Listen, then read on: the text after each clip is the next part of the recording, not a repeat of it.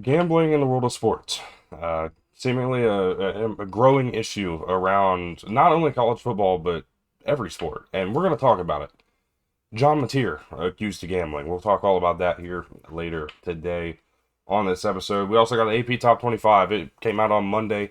I'm giving you guys my late reactions to everything, kind of talking about what I liked, what I didn't like, overrated teams, underrated teams, all the above as we go on through today's episode. And then, of course, we've got the Sun Belt Conference preview, going through the entire conference and giving you guys championship predictions, players to watch, and just overall thoughts on this conference. It's going to be a lot of fun. Hopefully, you guys will stick around and join me for this here today. Welcome into Armchair Analysis. It is August 13th, 2025. Apologies. I had to go to the doctor earlier today. Just been this illness has been kicking my ass. And but apologies for the language, but it's been brutal. So, unfortunately, the throat clearing is going to continue. My voice isn't really holding up great, but we're going to try to get it out because we have some really good stuff today. A lot of really good conversation. I think we're going to have a lot of fun with this. So, I implore you to leave a like, subscribe, comment down below, especially subscribe. We're trying to hit 200 subscribers by the time we hit week 0, which is 10 days from now.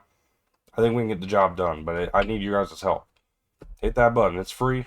All it does is give me the really help those numbers, help us continue growing, help us continue building what has become a really fast growing and a really fun show and community here on the channel. So that said, excuse me. With that said, let's go ahead and talk about the John Mateer situation. And man, I do apologize for this. I need to take a drink before we get into this one. So John Mateer had some Venmo transactions leaked, which included, I believe, there was a specific game mentioned, gambling, and then there was sports gambling in another one. And then there was a payout to him of like FIFA World Cup winnings or something like that. All these transactions happened in 2022. They were not, at least, supposed to be about Washington State, which is where he was at the time. He was a true freshman at this point. But it really points to an issue throughout college football. And here's what I'm going to tell you. I don't buy into the notion of this is alleged, so therefore it happened. And John Mateer put out a statement. Say what you want. Damage control, certainly. But it could be true. And that's the other thing, is because I know how me and my friends joke around. I know how a lot of people and their buddies joke around in the world as a whole.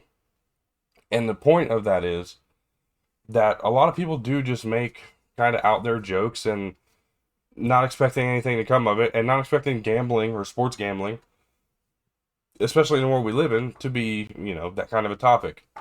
But over the last handful of years, and really this kind of dates back to Pete Rose, really it goes way back into like early 1900s. There was some baseball players. I'll leave that to the McLennan and guys to talk about guys who were gambling. I think it was Shoeless Joe, if I'm not mistaken. It was gambling, kind of blackball from the sport. Pete Rose had the same thing happen to him. But this has been going on for over a century now, sports gambling, and specifically players being caught betting on their teams or what have you.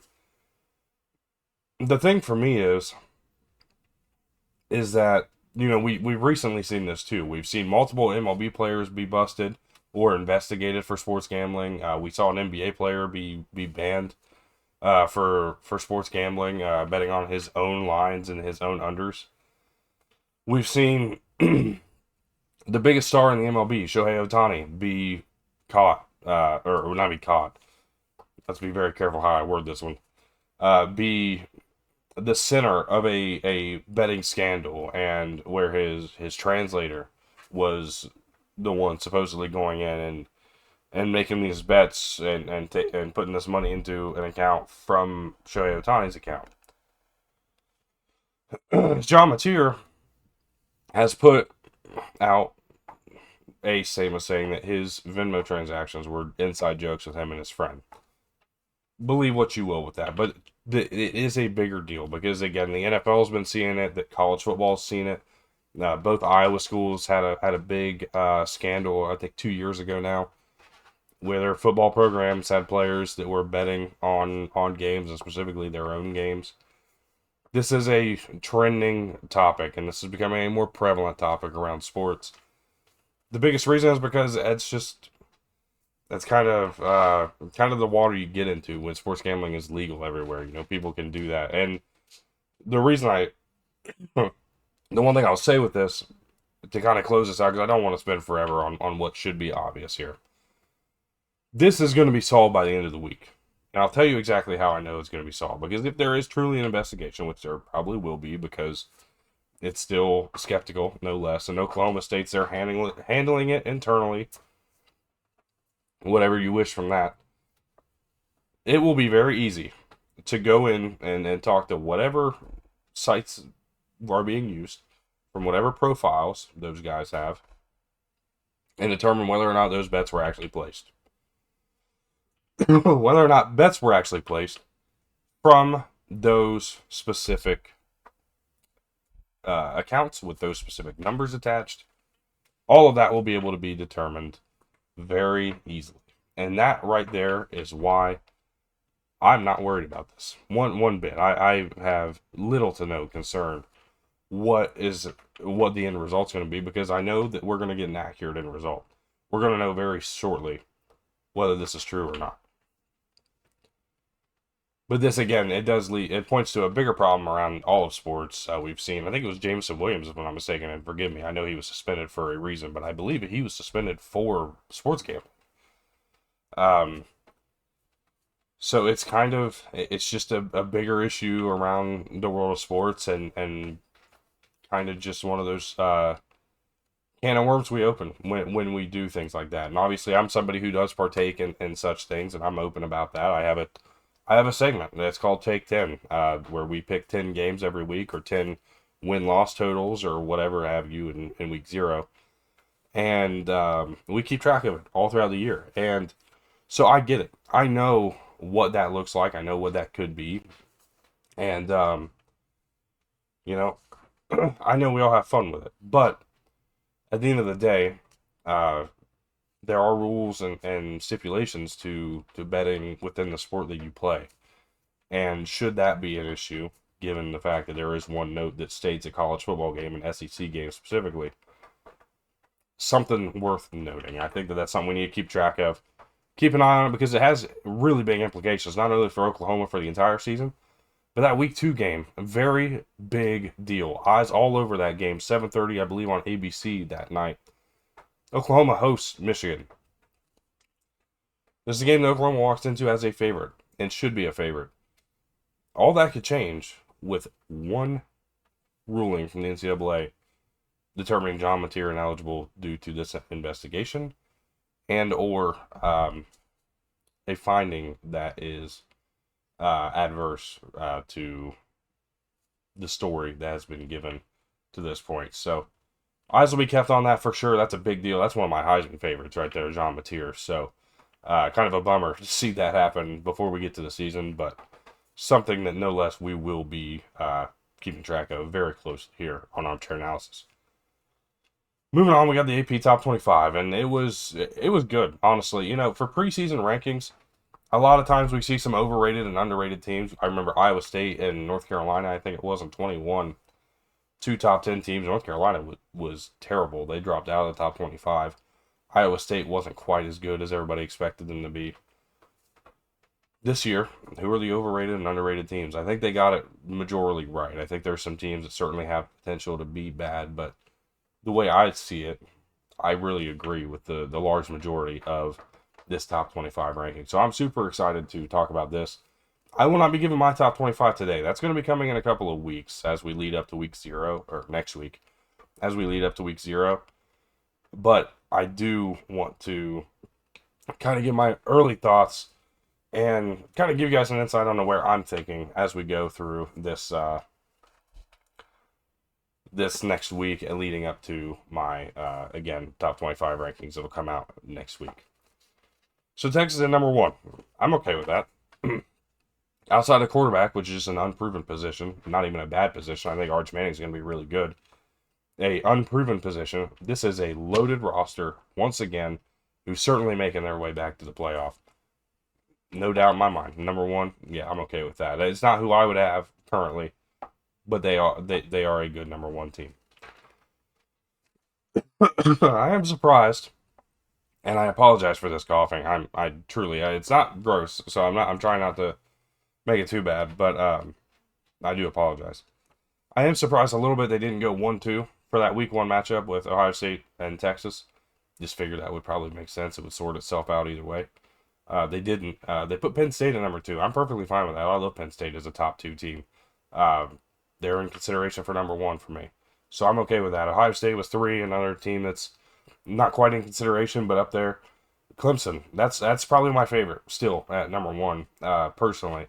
But I like Clemson at 4. They're being cautious with it, but that's the team that I think we know the most about going into the year. I got the Georgia at number 5, and that is tied for their lowest ranking since 2017. 2017, I believe, they came into the season and were ranked, and I have it pulled up here, so I can just go ahead and tell you, they came into the season ranked number 15. That is 8 straight seasons ranked in the top 5 in the preseason AP poll. It's pretty impressive stuff. Proof that kind of more fuel to the dynasty fire, I think you could say. But their last time being ranked as low as 5 was 2021, and they would go on to win the national championship. So, if you believe in things like that, maybe Georgia's a team to pick there, but Georgia certainly at number 5 is an agreeable choice. I think they're certainly a top 5 team going into the year. We have 22 straight seasons where a top 10 team has finished the year unranked. I have 3 teams that I think are favorites to do so. It does not mean I think either of these 3. As a matter of fact, I think we are unlikely to see it. I think that streak breaks this year. But here's what I think. I think Oregon is up there in that conversation. They have a lot of unproven guys coming back and a really unproven quarterback. I love Dante Moore. I think he's going to be good. But I can't know that. And so if I'm speaking logically, this is a team with very little returning production and a coaching staff that's good. Don't misunderstand me. But a quarterback who has not quite proven himself yet. It kind of leads himself and blends itself to potential for that, but the defense looks good. They bring in guys like Dylan Thieneman, who they're really excited about. I think Oregon's safe, but it's a team that I think certainly has an opportunity. They are not my top team. This is in no particular order. As a matter of fact, I believe the order is of the way they're ranked, and it is the way I wrote it down anyways. Second team here is Alabama. Now, this is a team I picked to go about 8-4. I kind of stand by that, 8-4, 9-3. I just think that there's a lot of hype staying around this team, but I just don't. I'm not quite buying it yet. I think that, of course, I would like to see it happen because I really like Ryan Grubb. I really like Kalen DeBoer. I think that those two are a really good pairing when it comes to offensive play calling. I'm just not quite seeing it yet. So for me, just because I'm not buying into Alabama, is kind of why I have them here. But again, I think they're safe. I think they'll stay in the top 25. I think they'll probably finish in the late teens, early 20s probably this year. Miami is my third, and this is a team that it just really depends. Is Carson Beck fully healthy? Is his elbow good?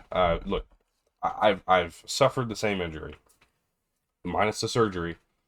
Have suffered the same injury. Know the grueling process it takes to kind of recover it, and he's a guy who I think can certainly do it. He's one who has struggled in big games, which is a thing of note here. It'll be interesting to see him at that position. I think the wide receiver room is one that we need to just keep our eyes on, see what they do. Obviously, we're looking at JoJo Trader to step up, but we don't know that that's going to happen. The defense looks good. The line of scrimmage on both sides of the ball looks really good. We'll just kind of see how the team plays out, but I think they're a team that if anybody is maybe in that spot, Miami could be. But again, I don't buy it. I have this team going 11-1. I don't see it happening. I just kind of took the 3 that I was like, okay, if I could see anybody doing it, these are the 3. But I do not see a top 10 team falling. My bold take here is that we will see that streak end. it will stop at 22 straight seasons a top 10 team finishes unranked. Boise State came in at the highest ranked group of 5 team. They fell right at number 25, and I'm certainly agreeable with that. I think they are the best group of 5 team, at least currently on paper, best group of 5 team. We'll see how that lands, where they end up, but for right now, certainly agreeable to that. Lastly, I talked about a most underrated team here, and I put Baylor, and they're not ranked. So why am I talking about them in this? Well, because I was trying to find one, and I couldn't find anybody that I thought was really underrated or like undeservedly low or anything like that. But I did find Baylor at 28, 3 spots out of the top 25. What I also found was that they are the 7th ranked out of the Big 12, behind teams like Kansas State, Arizona State, Iowa State, Texas Tech. I think BYU and Utah were the first 2 out of the top 25, ahead of Baylor, the 3rd team out of the top 25. That is 7 teams too many. And I'm not saying that Baylor needs to be the best ranked because they're coming in the year, but they are one of the best teams at returning production this year. They have I think, a really good path to make a way, and they get a game early in the year where they can prove themselves and really boost their I don't want to say attention is not the right word, but boost the number of eyes that I think are on this team. Baylor is probably one of the most underrated teams in college football this year, plain and simple. I'm rating them. I think it may be overrating them, but I really like this team. I have them as a favorite of mine in the Big 12, one of a few. I think that they're just a little too low. If we're ranking them out of the Big 12, I don't think 7 is the right place for them to be. I think they deserve to be a little higher than that. And if we have 4 teams in the top 25 from the Big 12, I think Baylor should be one of them.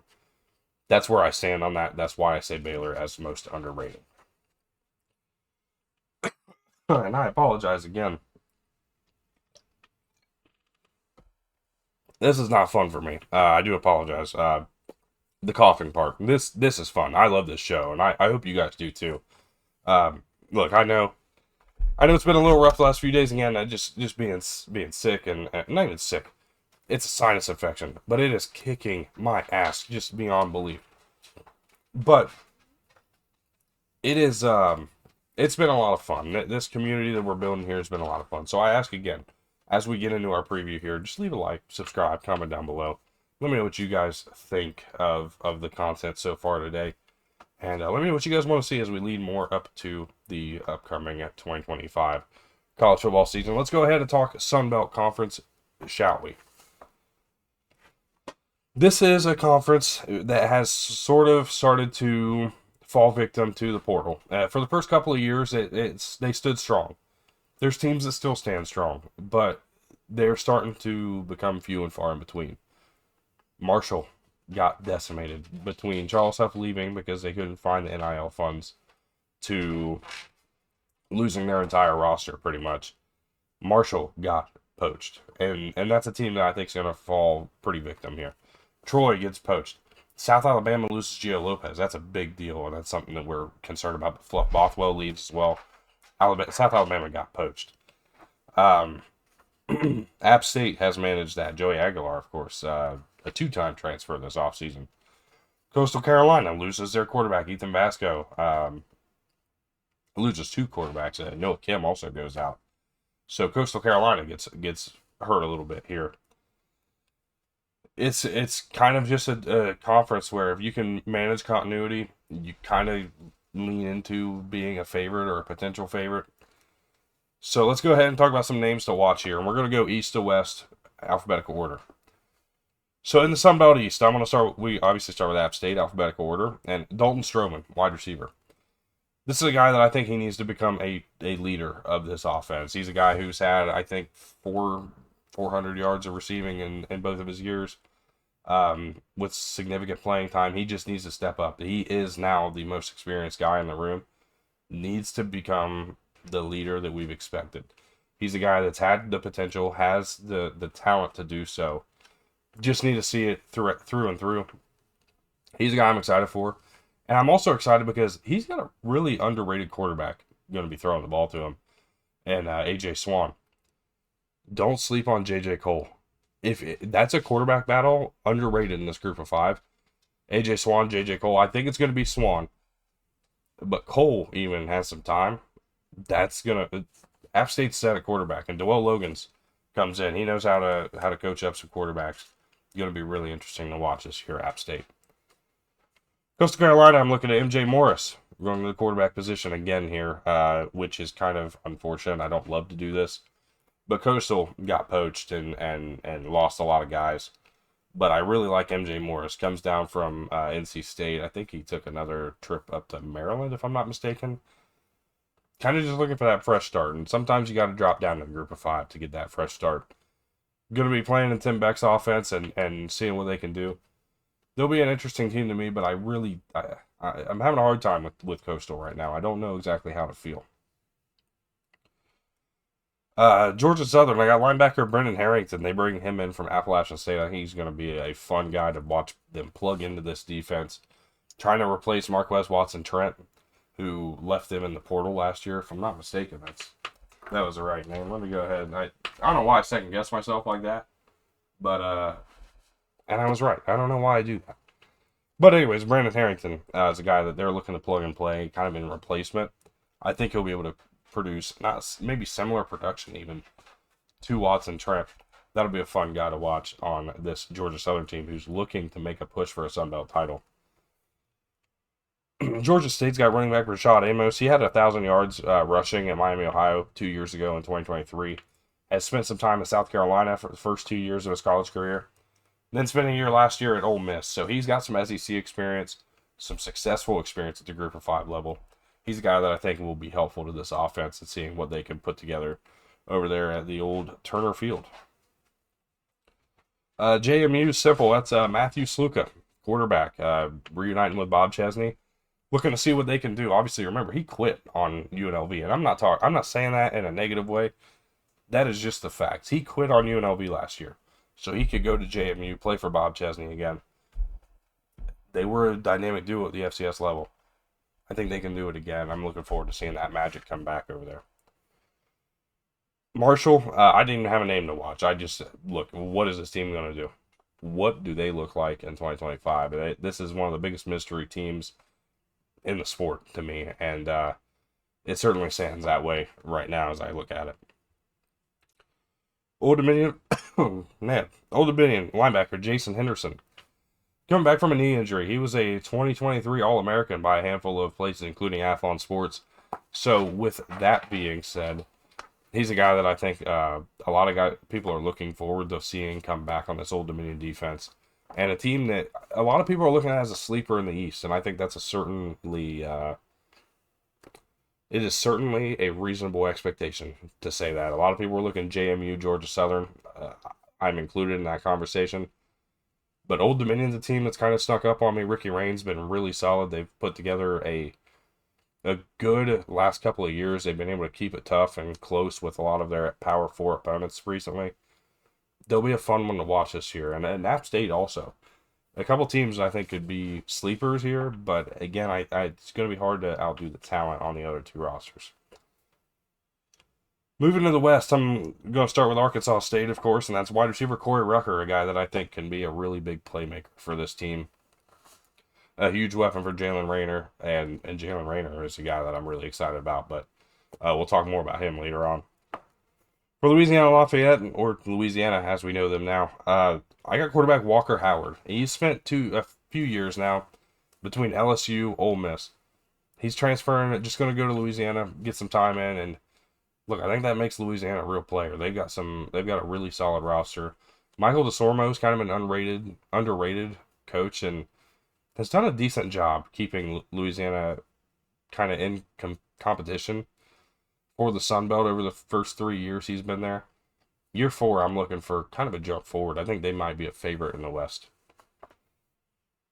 South Alabama, I'm looking at Zach Pyre, and I'm excited to see how he comes in and replaces Gio Lopez. He's a guy that Georgia Tech was excited about before Haynes King came in. But the room got crowded, and somebody had to leave. Pyre was the one to go. he's going to make a fresh start down there at South Alabama, down there in Mobile. I think they're going to be a really solid team. I'm excited to see what he does at the helm. For Texas State, I got wide receiver Chris Don Jr. He had 418 receiving yards last year, but 6 touchdowns. Let's see what those numbers do this year. He's kind of one of the lone returning starters at skill positions. They lost a lot, but he's going to be a guy that I think they're expecting to be a leader this year, and could certainly maybe even double some of those numbers we just mentioned. At Troy, we got wide receiver Peyton Higgins. He is the lone returning skill position starter. I think he's going to be the leader of this offense. They also have, what's his name? Goose Crowder, is that his name? Yeah, at quarterback. Talk about an all-name team. That would be certainly one of them.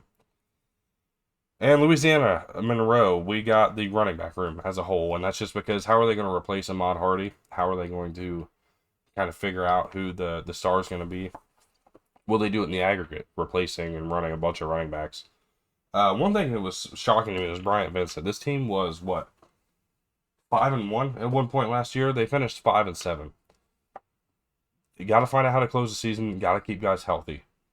This is a team that I think is better than people are giving them credit for.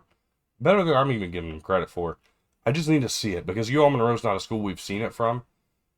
Let's see it. Bryant Vincent, impressed me last year at 5-7.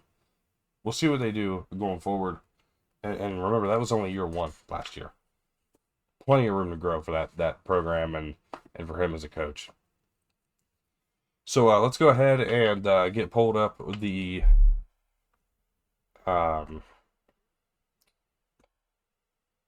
standings, my predictions for the standings of this 2025 Sun Belt Conference season. All right, we continue here. I didn't have it loaded in, so I had to take a pause to get it loaded in here. But take a look. These are my predictions for the 2025 Sun Belt Conference here this year. And look, it's JMU certainly and Georgia Southern, like I said, in the East. And the other conference will go in there. Anyways, JMU and Georgia Southern, my top 2 favorites there. And my top 2 in this conference. I think James Madison is the far and away favorite, returning the most production, returning the most talent. They're going to be a lot of fun. I'm excited for that running back room, by the way. Ayo Adeyi along with George Petway. That's going to be a lot of fun to watch. Of course, Matthew Sluka. That's going to be kind of like a fun triple option style attack that they can maybe put together in some cases. They'll be fun to watch. Georgia Southern is going to be a lot of fun. I'm excited to watch kind of the progression of J.C. French and see what he's able to do. Old Dominion's going to be a fun team. App State. Those are my 2 kind of my next tier in this Eastern Division. I think we got the top 2 are kind of in a league of their own. The next 2 are in a league of their own, and then the bottom 3 are kind of on their own. Really are on their own in this regard. But ODU and App State are 2 teams I think are going to be a lot of fun to watch and really can give, I think, the biggest competition to JMU and Georgia Southern. They're going to be those matchups are going to be a lot of fun this year. I think Coastal, Georgia State, Marshall, I think it's just kind of figuring out where you're at and moving forward. These are, obviously, Marshall is in the biggest spot like that. And I think that's why they're at number 7. I just think they lost too much. They're bringing in a new head coach. They're kind of figuring out who they are. The identity crisis is kind of real for them, and that's the place where I land with them at the moment. Moving on to the West, I love Walker Howard. I do. He's one of my favorite quarterbacks in the group of 5. He's probably would be one of my... If I were ranking quarterbacks in this conference, he might be number 2 or 3. If I'm being completely honest. That's without even playing like a meaningful snap in his career. He's one of my favorites. I'm really excited to see what he brings to the table. I think that he's gonna be able to lead Louisiana to a really solid year. Texas State's a team I really like. Obviously, I'm a big fan of G.J. Kinney. What he brings to the table, what that offense looks like. The biggest thing for me is you're replacing a lot. So it's a team that I think is going to continue to lead this conference. They've led the conference the first 2 years under G.J. Kinney in total offense and scoring offense. They're going to continue to do that. They just need to kind of figure out what their personnel looks like and really solidify it, move forward. If they look good, certainly opinions right to change. But for right now, I have Louisiana winning the division over Texas State. Arkansas State at third. I think they're probably the third and probably the only other team between the top three that can. Between the top three, there's three teams up there. They are the third team in the West that I think can win the conference or make a conference championship bid and maybe even win it. I really like Jalen Raynor. I'm still high on him and still believe a lot in him. I believe in Butch Jones and what he's done for this program. They've really turned things around. This is going to be a fun team to watch. We'll see where they land, but I have a really solid feeling they're going to be a competitor in this conference. South Alabama, very similar. Just again, another team that's kind of lost a lot. We'll see what they're doing and how they look going forward. Southern Miss, year one under Charles Huff. It's going to be kind of a building process for them. ULM is kind of looking their own way in year two with Bryant Vincent. And then Troy at the bottom, just kind of the odd man out. And I think I trust Gerard Parker the least. I don't really like the work that's been done down there. I'm not a fan of it. It's not a dig. I try to be as professional as possible and really not as taking personal shots towards players, coaches, or anything like that. But I'm not a fan of Gerard Parker. I haven't really been. I did not like this hire when it happened, and I think that it's going to continue to kind of roll in a wrong direction. We'll see what Goose Crowder looks like. They're going to be an interesting team to watch. I think that this West is going to be fun to watch, but at the end of the day, that's where they land. So, James Madison, Louisiana, those are my conference championship teams. I have taken JMU to win the conference, but I battled with that a little bit. I really wanted to take Louisiana to win, but ultimately landed with the fact that I do trust the overall talent again with James Madison a little more. It's also the safer pick, and every once in a while I like to take that safer pick. Moving to Coach of the Year, I'm taking Michael DeSormo. I think that what he's going to do this year, what this team's going to look like this year, going to be super impressive. He's going to be able to win Coach of the Year. Player of the Year, I am looking at Jalen Raynor. I told you guys we talk about him later, and here it is.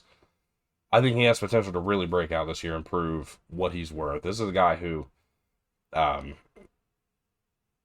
think, given the right situation, and we didn't see it work out quite as well last year. If I'm not, and I'm trying to think of what his numbers were last year. I had them pulled up, and I managed to lose my place there. He had 16 touchdowns, 10 picks last year. He was just the touchdown interception ratio wasn't great. I think he's going to be able to sort that out. This is year 3 kind of as a starter.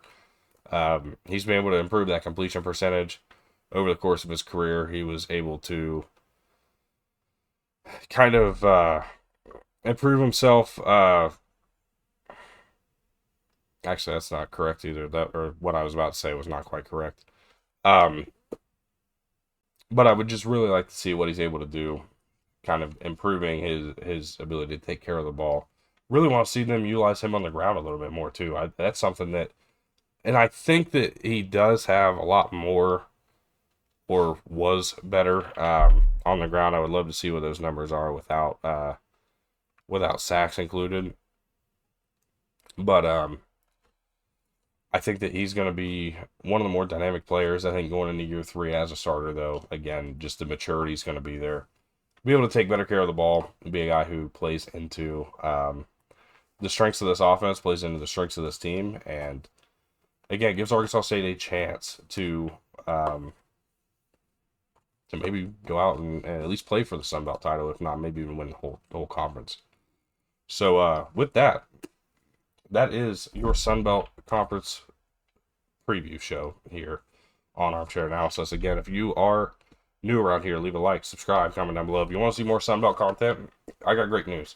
I cover everybody. I don't just cover Power 4. I don't just cover front runners like a lot of shows do. We will talk about every single college football team at some point in some way every single week. This is not a show that just talks about somebody here or somebody there. We at least tell you the score of every game. We talk about some big moments from every game, or at least some bigger moments from every conference title races. We cover it all here. Make sure you stick around because it's going to be a lot of fun. We got some really fun stuff going over the next couple of weeks. Week 0, of course. Again, we're trying to hit 200 subscribers by then. Please help us out by subscribing. It's free. and it's always going to be free. I'm never intending for that not to be. But we have a lot of cool stuff going on. We'll have live shows over the weekend. We'll be going to 7 days a week content at the beginning of week 0, where we'll have a Saturday pregame show that'll probably last about 30 minutes to an hour. We'll have our Sunday recap show, and then we'll have our Monday through Friday originally scheduled programming. Then we'll go into week 1 where we'll have a Saturday preview show, pregame show, kind of not mirroring a college game day style, but going in, talking about a lot of games, previewing a lot of games, and then Sunday we'll recap a lot of games. We'll just talk about college football, talk about what we saw throughout the day. It's a lot of fun. I'll be bringing my buddy BJ Loudermilk. I'm going to be calling him the Weekend Warrior because that's really the only time you're going to see him here is on the weekends. And he's a good college football fan, a diehard fan of college football, and he's a guy that I'm really excited to bring on and have back. We've done plenty of shows together before. Really good friend of mine, and it's just it's going to be a lot of fun to have him here on the weekends to kind of go back and forth with. So I thank y'all for tuning in. Appreciate all the support over the last few months, and hope we can keep it going as we go into college football season. Again, help us hit 200 subscribers. We'll see you guys tomorrow. We got the American Athletic Conference preview tomorrow, so make sure you stick around. Make sure you tune in then, and we will see you guys with that preview tomorrow, August 14th.